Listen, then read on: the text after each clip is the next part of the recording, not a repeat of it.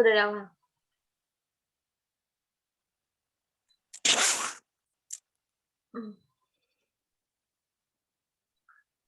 Bismillahirrahmanirrahim. Assalamualaikum warahmatullahi wabarakatuh. Hamdan wa syukranillah amma ba'du. Alhamdulillahirrahmanirrahim. Kelompok 7 SPN 2 ini akan mempresentasikan mengenai kebijakan Presiden Soekarno pada masa demokrasi terpimpin, yaitu perebutan Irian Barat pada tahun 1926 dan Gayang Malaysia 1963. Kelompok 7 ini beranggotakan 4 orang. Yang pertama ada Muhammad Kausar, yang kedua ada Nadia Kofiatul Bahiyah, yang ketiga ada Novita Pinda, ya, dan yang keempat ada Putri Lailatul Saadah. Next. Di sini ada 3 outline. Yang pertama ada kebijakan Soekarno pada masa demokrasi terpimpin. Yang kedua ada proses perebutan Irian Barat 1962, dan yang terakhir ada proses perebutan Gayang Malaysia 1963. Untuk mempersingkat waktu, langsung aja ke pemateri yang pertama, yaitu mengenai kebijakan Soekarno pada masa demokrasi terpimpin.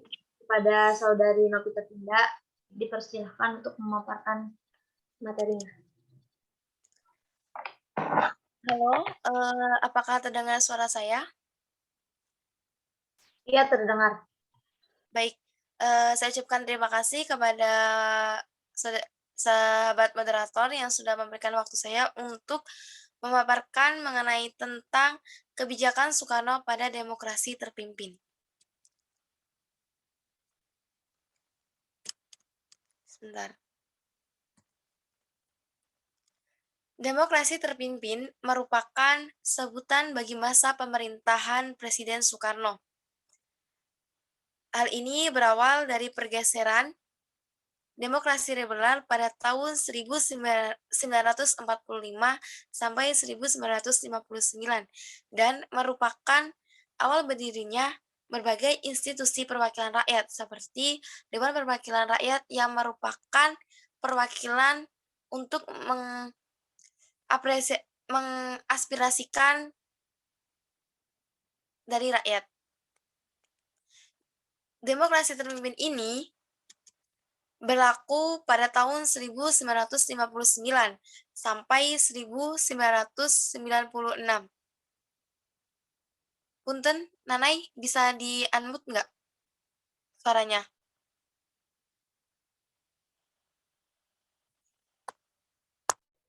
Udah di-unmute dari tadi, mohon maaf. Maaf.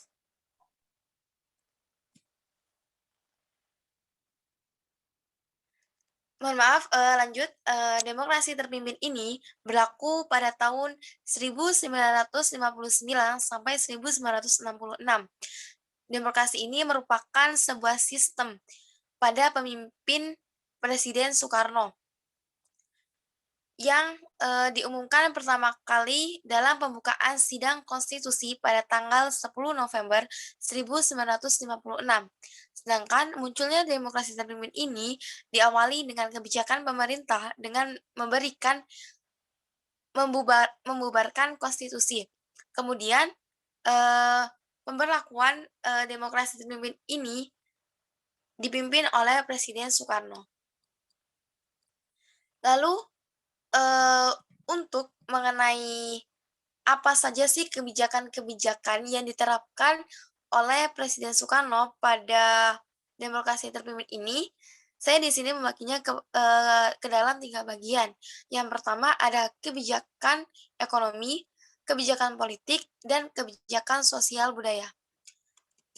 Kebijakan di bidang ekonomi, pada kebijakan ini struktur ekonomi di Indonesia pada waktu itu menjurus pada sistem etatisme, yang artinya segala-galanya diatur dan dipegang oleh pemerintah. Kegiatan-kegiatan ekonomi banyak diatur oleh peraturan-peraturan pemerintah, sedangkan prinsip-prinsip ekonomi banyak diabaikan. Untuk mengatasi hal ini, keadaan ini pada masa ini, sistem ekonomi berjalan dengan sistem komando, di mana alat-alat produksi dan distribusi yang vital dan harus di lini up dan dikuasai negara atau minimal di bawah pengawasan negara. Lalu apa saja sih kebijakan-kebijakan ekonomi tersebut? Yang pertama yaitu pembentukan Dewan Perancang Nasional atau disebut dengan Depenas dan Badan Perancangan Pembangunan Nasional atau yang disebut dengan Bappenas. Lalu ada penurunan nilai uang. Yang ketiga, melaksanakan deklarasi ekonomi atau dekon. Dan yang terakhir yaitu pembangunan proyek mercusuar. Lalu untuk demokrasi kebijakan politik sendiri apa saja sih? Demokrasi pada era Soekarno atau yang biasa disebut dengan demokrasi terpimpin ini, menurut Soekarno merupakan sebagai demokrasi yang sesuai dengan kepribadian bangsa dan mempunyai perbedaan dengan sistem demokrasi liberal yang merupakan salah satu produk dari Barat. Tetapi dalam pelaksanaannya terdapat berbagai bentuk penyimpangan. Penyimpangan tersebut diakibatkan oleh terpusatnya kekuatan pada Presiden Soekarno pada era tahun 1956 sampai 1966, yaitu apa saja kebijakan-kebijakan Soekarno pada saat itu sangat mempengaruhi kondisi politik di Indonesia. Yang pertama yaitu pembentukan MPRS. Pembentukan MPRS di sini sesuai dengan Dekret Presiden 5 Juli 1959, di sini Soekarno membentuk Majelis Pemusyawaratan Rakyat. Sementara berdasarkan Perpres nomor 2 tahun 1959, di sini Soekarno membentuk Majelis Pemusyawaratan Rakyat. Mohon maaf, sementara berdasarkan Perpres nomor 2 tahun 1959, seluruh anggota MPRS tidak diangkat melalui pemilihan umum, tetapi diangkat dan diberhentikan oleh Presiden. Lewat sidang umum MPRS tersebut, Soekarno ditetapkan sebagai Presiden seumur hidup. Lalu adanya pembentukan DPAS yang dibentuk oleh Presiden Soekarno dan diketuai oleh beliau sendiri dengan Wakil Ketua Ruslan Abdul Ghani.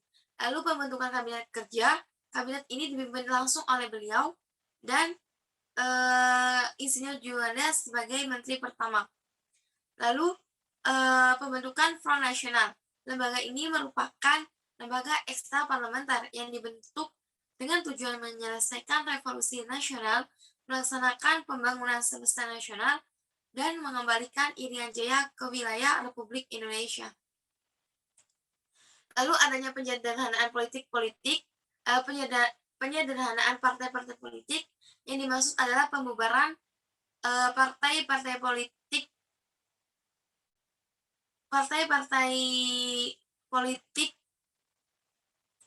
seperti Partai Masyumi dan PSI karena pemimpinnya terlibat dalam pemberontakan PRRI atau Permesta. Lalu selanjutnya Presiden membentuk DPR-GR pada tanggal 25 bulan 6 1960 setelah DPR sebelumnya menolak RAPBN. Lalu lembaga tertinggi negara MPRS, DPR-GR, DPA, Bappenas, dan Front Nasional diintegrasikan dan disebut sebagai regrouping kabinet. Lalu Presiden mengambil alih pimpinan tertinggi militer dan membentuk Komando Operasi Tertinggi atau yang disebut dengan KOTI. Lalu menerapkan paham Nasakom yaitu nasionalisme, agama, dan komunis dalam lembaga negara. Selanjutnya, mengenai kebijakan sosial budaya, di sini terdapat 4 kebijakan yang diterapkan pada masa demokrasi terpimpin oleh Presiden Soekarno, yaitu larangan berdagang asing di luar ibu kota daerah, lalu kerusuhan di Jakarta, lalu konflik lekra Manikebu, dan yang terakhir pelarangan musik dan tarian ala barat. Lalu peristiwa apa saja sih yang terjadi ketika demokrasi terpimpin ini? Yang pertama adalah pembebasan dan pengembalian Irian Barat ke Indonesia yang terbagi menjadi 3 bagian, yaitu ada jalur diplomasi, konfrontasi ekonomi, dan konfrontasi militer. Lalu peristiwa yang kedua yaitu konfrontasi dengan Malaysia, dan yang ketiga yaitu Gerakan 30 SPKI. Lalu akhir dari demokrasi terpimpin ini yaitu ditandai dengan dikeluarkannya surat perintah oleh Jenderal Soeharto, oleh Jenderal oleh Presiden dikeluarkannya surat perintah 11 Maret atau yang disebut dengan Super Semar oleh Presiden Soekarno kepada Mayor Jenderal Soeharto. Perintah Super Semar tersebut memberikan kekuasaan penuh kepada Soeharto untuk memulihkan keamanan dan ketertiban negara. Pemberian kekuasaan penuh ini ternyata membawa rezim Soekarno pada keruntuhan dan sebaliknya membuka pintu atau rezim baru terhadap rezim Pak Harto tersebut. Runtuhnya Orde Lama terjadi melalui mekanisme konstitusional. MPRS ketika saat itu mencabut kepercayaannya terhadap Presiden Soekarno. Dengan demikian, lengsernya Soekarno tersebut bukan karena militer terselubung yang dilakukan oleh TNI, melainkan surat perintah 11 Maret 1966 atau yang biasa disebut dengan Super Semar, merupakan keputusan politik untuk mengatasi keadaan yang tidak menentu. Dengan berakhirnya demokrasi terpimpin atau yang disebut dengan Orde Lama, kehidupan bangsa Indonesia memasuki babak baru, dan dimulainya suatu orde yang dinamai dengan Orde Baru yang dipimpin oleh Jenderal Mayor Soeharto. Sekian presentasi dari saya. Untuk materi selanjutnya saya serahkan ke moderator. Kepadanya saya persilakan. Terima kasih.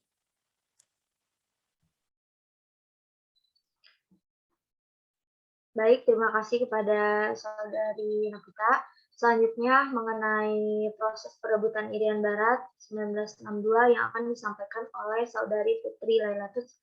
Kepadanya dipersilahkan.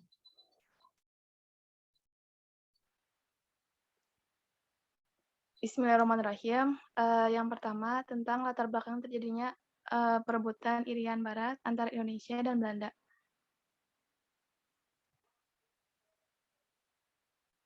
Masalah Irian Barat sebagai wilayah sengketa antara Indonesia dan Belanda secara resmi itu mulai timbul pada akhir tahun 1949.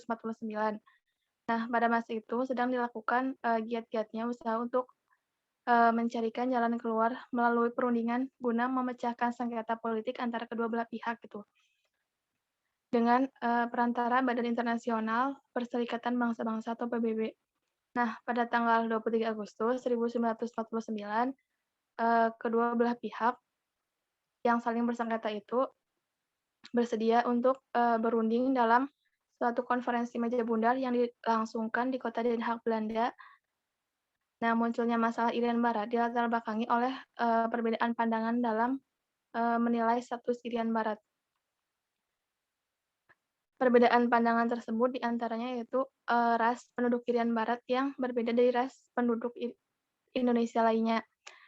Belanda itu mempertahankan Irian Barat karena penduduk Irian Barat tidak memiliki kemiripan fisik dengan penduduk Indonesia lainnya. Yang kedua, Irian Barat bukanlah sebuah bangsa yang lain dari Indonesia, melainkan Irian Barat adalah bagian integral dari Indonesia. Namun pihak Belanda menyangkal hal tersebut gitu dengan menyatakan bahwa Irian Barat bukan dari Indonesia. Hal ini dasari oleh isu perbedaan ras antara penduduk Irian Barat dengan penduduk Indonesia lainnya yang sering dikatakan oleh Belanda. Yang ketiga, daerah Irian Barat tuh masih terbelakang. Delegasi Belanda tuh berpendapat bahwa daerah Irian Barat masih terbelakang baik dari segi tanahnya yang kurang subur, iklimnya yang tidak sehat, daerahnya luas dan terbagi-bagi dalam suku-suku kecil. Nah, Belanda tuh beranggapan bahwasanya Indonesia sendiri sebagai negara yang masih terbelakang tidak mempunyai cukup biaya gitu untuk memajukan Irian Barat. Selanjutnya,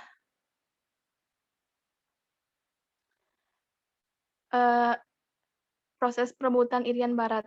Nah, hasil dari Komisi Meja Bundar ini, diantaranya Indonesia tuh mendapatkan pengakuan kemerdekaan dari Belanda sebagai negara Republik Indonesia Serikat. Namun dalam penyerahan kedaulatan tersebut, wilayah Irian Barat tidak diikutsertakan. Nah, dalam rentan tahun 1950 sampai dengan 1960, Indonesia melakukan jalan damai untuk mengembalikan Irian ke Indonesia. Namun upaya diplomasi damai itu tidak memperoleh tanggapan yang positif sehingga Indonesia memilih jalan lain yaitu konfrontasi militer. Selanjutnya, beberapa hal yang berkaitan dengan upaya sebelum konfrontasi militer tersebut yaitu yang pertama dalam bidang diplomasi pada 19 Februari 1952 Belanda merubah konstitusinya dan memasukkan secara resmi wilayah Irian ke dalam negaranya gitu. Nah, mencermati sikap Belanda tersebut, pemerintah Indonesia tidak gentar dan tetap berusaha gitu untuk mengembalikan Irian Barat ke pangkuan Indonesia. Nah, pada tanggal 17 Agustus 1960, Indonesia memutuskan hubungan diplomatik dengan Belanda dan melakukan persiapan militer untuk membebaskan Papua. Menyikapi langkah-langkah diplomasi dan persiapan militer Indonesia, pada sidang umum PBB bulan April tahun 1961, Belanda tuh membentuk Dewan Papua. Selanjutnya pada September 1961, Belanda mengumumkan berdirinya negara Papua.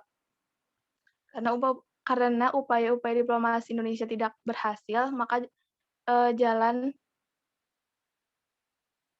selain dari diplomasi tersebut yaitu melalui jalur peperangan. Selanjutnya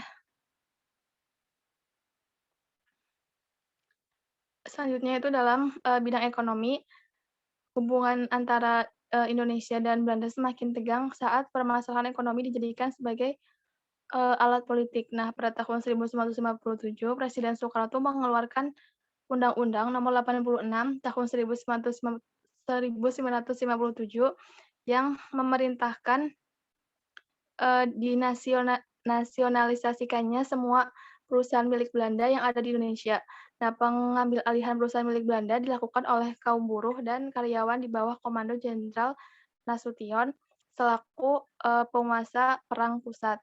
Nah, adapun perusahaan-perusahaan yang dinasionalisasikan antara lain yaitu perusahaan perkebunan, perusahaan listrik, perusahaan perminyakan, rumah sakit Cipto Mangunkusumo, dan Presiden Soekarno juga mengeluarkan kebijakan lain gitu seperti melarang pemutaran film-film bahasa Belanda, melarang maskapai penerbangan Belanda melintas di wilayah Indonesia, dan melakukan aksi mogok buruh yang bekerja di perusahaan-perusahaan Belanda. Selanjutnya tentang perjuangan dengan konfrontasi bersenjata. Nah, pada tanggal 19 Desember 1961, Presiden Soekarno mengumumkan Komando Rakyat atau Trikora. Nah, Trikora ini tuh menandai dimulainya secara resmi konfrontasi militer Indonesia terhadap Belanda. Isi dari seruan Trikora ini meliputi gagalkan pembentukan negara boneka Papua buatan Belanda. Yang kedua, kibarkan sang merah putih di Papua tanah air Indonesia. Yang ketiga, bersiap untuk mobilisasi umum guna mempertahankan kemerdekaan dan kesatuan tanah air dan bangsa.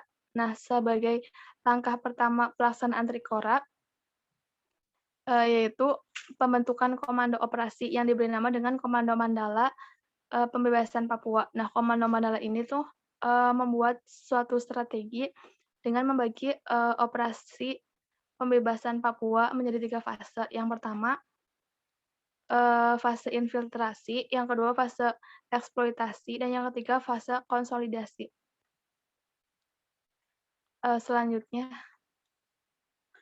nah pada masa awal fase infiltrasi, pada tanggal 15 Januari 1962, 3 motor torpedo boat atau MTB ALRI, yakni RI Macan Tutul, RI Harimau, dan RI Macan Kumbang mulai melancarkan operasi-operasi rutin dengan mengadakan inspeksi di garis depan perbatasan untuk melihat rencana-rencana selanjutnya. Nah, namun kedatangan pasukan ini tuh diketahui oleh Belanda sehingga pecah pertempuran di Laut Arafura. Nah, dalam pertempuran yang sangat dahsyat ini, MTB Macan Tutul tuh ditenggelamkan oleh Belanda dan mengakibatkan gugurnya komandan Macan Tutul yang bernama Yosafat Sudarso. Selanjutnya yaitu konfrontasi di bidang politik. Nah, pada tanggal 4 Januari 1958, pemerintah membentuk Front Nasional Pembela Irian Barat atau FNPIB, tujuannya untuk mengarahkan massa dalam upaya pembebasan Papua. Nah, ketegangan Indonesia dan Belanda ini makin memuncak ketika Indonesia memutuskan hubungan diplomatik dengan Belanda pada tanggal 17 Agustus 1960. Nah, selanjutnya konfrontasi di bidang ekonomi, bentuk mobilisasi ekonomi dilakukan dengan tindakan-tindakan seperti nasionalisasi Dejavase Bank menjadi Bank Indonesia tahun 1991. Yang kedua, pemerintah Indonesia melarang maskapai penerbangan Belanda melakukan penerbangan dan pendaratan di wilayah Indonesia. Yang ketiga, pemerintah Indonesia tuh melarang beredarnya terbitan berbahasa Belanda. Yang keempat, pemogokan buruh secara total pada perusahaan-perusahaan Belanda di Indonesia yang memuncak pada tanggal 2 Desember 1957. Dan yang terakhir, semua perwakilan konsuler Belanda di Indonesia dihentikan mulai 5 Desember 1957. Selain itu juga dilakukan aksi pengambil alihan antara nasionalisasi secara sepihak terhadap perusahaan-perusahaan Belanda di Indonesia. Selanjutnya, konfrontasi bidang diplomasi. Nah, satu hal yang tak bisa dipungkiri bahwa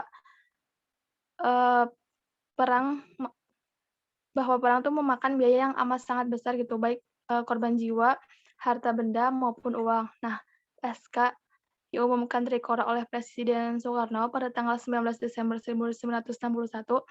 Presiden Amerika Serikat yang baru saja terpilih, yang bernama John, itu merasa risau gitu dengan sekutu-sekutu Belanda di Papua. Nah, saat itu mulai pengamatannya terbukti sudah bahwa Indonesia itu sudah dilengkapi dengan ratusan pesawat tempur yang canggih dan beberapa puluh pesawat. Nah, oleh karena itu Amerika itu mendesak Belanda mengakhiri pendiriannya gitu untuk tetap mempertahankan Irian Barat dengan mengirimkan diplomatnya yang bernama Banker untuk mengadakan pendekatan kepada Indonesia dengan Belanda. Nah, Banker pun mengadakan penelitian tentang masalah ini. Adapun isi penelitian itu intinya bahwasanya Belanda itu harus menyerahkan kedaulatan atas Irian Barat kepada Indonesia melalui PBB dalam jangka waktu paling lambat itu 2 tahun. Gitu dari pihak Indonesia meminta supaya waktu penyerahan diperpendek gitu. Sedangkan dari pihak Belanda sendiri itu setuju melalui PBB, tetapi tetap gitu diserahkan kepada negara Papua Merdeka. Nah, setelah operasi Jaya Wijaya melaksanakan infiltrasi, mengepung beberapa kota penting di Papua, barulah sadar gitu Belanda dan sekutu-sekutunya bahwasanya Indonesia itu tidak main-main untuk merebutkan Irian Barat. Nah, pada tanggal 15 Agustus 1962, di markas besar PBB dilaksanakan perundingan yang menghasilkan suatu resolusi penghentian tembak-menembak pada tanggal 18 Agustus 1962 di markas besar PBB. Nah, dilaksanakan perundingan yang menghasilkan resolusi pada tanggal 18 Agustus 1962.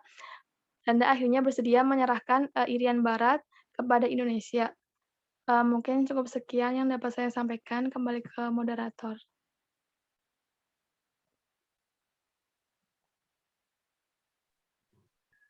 Baik, terima kasih kepada Saudari Putri. Selanjutnya ke pembahasan yang ketiga, yaitu proses perebutan Gayam Malaysia pada tahun 1963 kepada Saudara Kausar. Persilakan untuk memaparkan materi. Cek. Halo, kedengeran nggak? Halo. Nah, sebelum saya melakukan sebuah presentasi, coba dicek dulu. Halo, nyambung ya? Cek ya. Sip ya? Oke. Oke, sekarang saya akan membahas tentang konfrontasi Indonesia terhadap Malaysia ya. Pada awalnya, Indonesia itu menyambut hangat. Coba. Halo?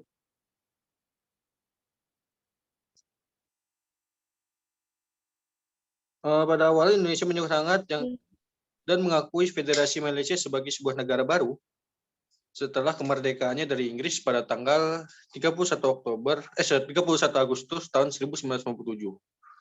Hubungan yang harmonis ini baru saja terjalin antara negara serumpun, negara bertetangga, dan kemesraan ini hilang ketika 16 September tahun 1963 ketika Malaysia dan Inggris mesepakati pembentukan federasi yang menggabungkan daerah Malaysia, Singapura, Sarawak, Sabah. Hal ini melanggar Persetujuan Manila. Maka kemungkinan itu ditentang oleh Presiden Soekarno. Dan Soekarno menganggap Federasi Malaysia yang sekarang sebagai Malaysia ini adalah boneka dari Inggris. Setelah memproklamasikan Federasi Malaysia yang terdiri dari Sarawak tadi,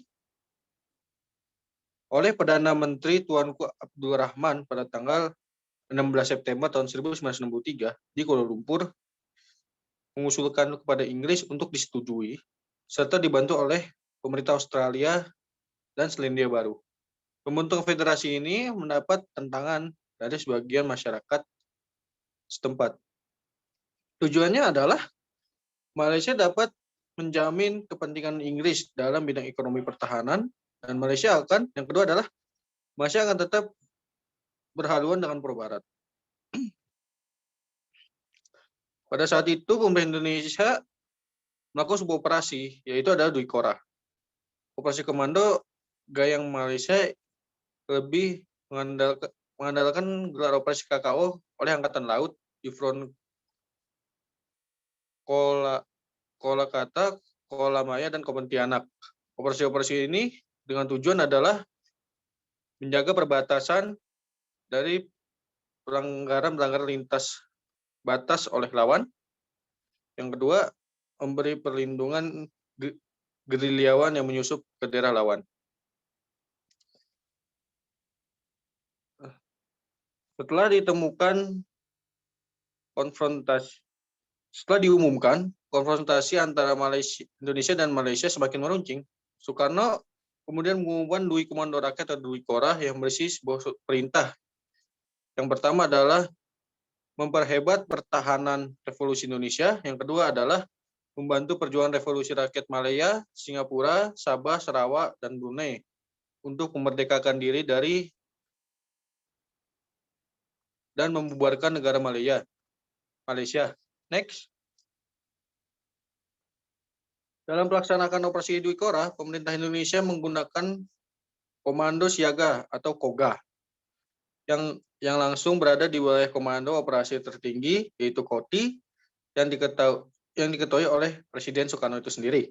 Nah, KOGA kemudian berubah menjadi Komando Mandala Siaga, yaitu ada KOLAGA, yang merupakan komando gabungan angkatan-angkatan seperti Angkatan Darat, Angkatan Laut, maupun Udara, yang dikomandoi oleh Laksamadya Udara Umar Dhani. Sejak itu, penyusupan pasukan ke daerah lawan semakin intensif, baik darat, laut, maupun udara, untuk menggagalkan proses federasi. Ketika Malaysia diterima sebagai anggota PBB pada tahun 1964, Presiden Soekarno menunjukkan kemarahannya dengan tegas, yaitu dengan keluar dengan PBB.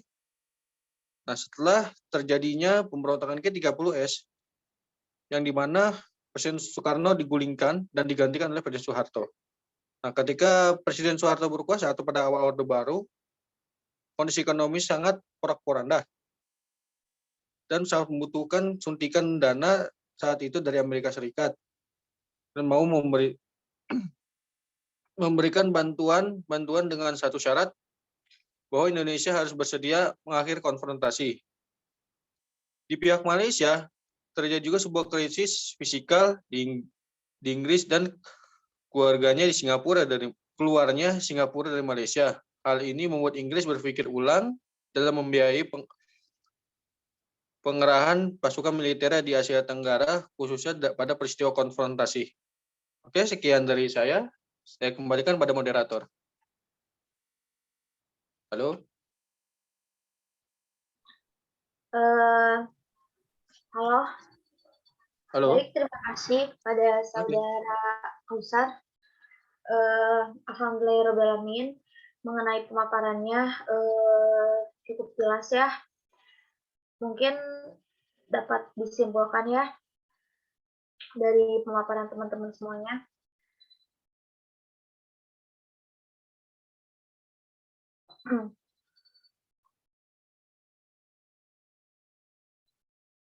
Ya, jadi kesimpulannya yaitu adalah demokrasi terpimpin ini berlaku pada tahun 1959 sampai 1966. Nah, demokrasi ini merupakan sebuah sistem demokrasi yang dimana seluruh keputusan serta pemikiran berpusat pada pemimpin negara yaitu presiden yaitu Soekarno. Nah, karena sudah diumumkan pada pembukaan sidang konstitusi pada tanggal 10 November 1956, nah munculnya demokrasi ini terpimpin ini diawali dengan kebijakan pemerintah dengan membubarkan konstitusi, kemudian memberlakukan demokrasi terpimpin oleh Presiden Soekarno. Kemudian masalah Irian Barat sebagai wilayah sengketa antara Indonesia dan Belanda secara resmi mulai timbul pada akhir tahun 1949. Nah, masa ini juga dilakukan giat-giatnya usaha untuk mencairkan jalan keluar melalui perundingan guna memecahkan sengketa politik antara kedua belah pihak dan perantara PBB. Pada tanggal 23 Agustus 1949, kedua belah pihak yang saling bersengketa ini bersedia untuk berunding dalam suatu konferensi meja bundar yang dilangsungkan di kota Den Haag, Belanda. Lalu muncullah masalah Irian Barat yang dilatar belakangi oleh perbedaan pandangan dalam menilai status Irian Barat. Kemudian setelah Federasi Malaysia diumumkan, konfrontasi antara Indonesia dan Malaysia semakin meruncing. Soekarno kemudian mengumumkan Dwi Komando Rakyat yang berisi dua perintah, yaitu pertama perhebat pertahanan revolusi Indonesia, yang kedua bantu perjuangan revolusioner rakyat Malaya, Singapura, Sabah, Sarawak, dan Brunei untuk memerdekakan diri dari dan membubarkan negara Malaysia. Mungkin cukup sekian ya presentasi dari kelompok 7. Terima kasih, mohon maaf banyak kesalahannya. Saya tutup. Wallahul muwaffiq ila aqwamit thoriq. Wassalamualaikum warahmatullahi wabarakatuh. Kemudian langsung saja mungkin nanti diskusi di WA, di WhatsApp. Terima kasih teman-teman, jangan lupa like, comment, and subscribe di my YouTube channel. Sampai jumpa di video selanjutnya.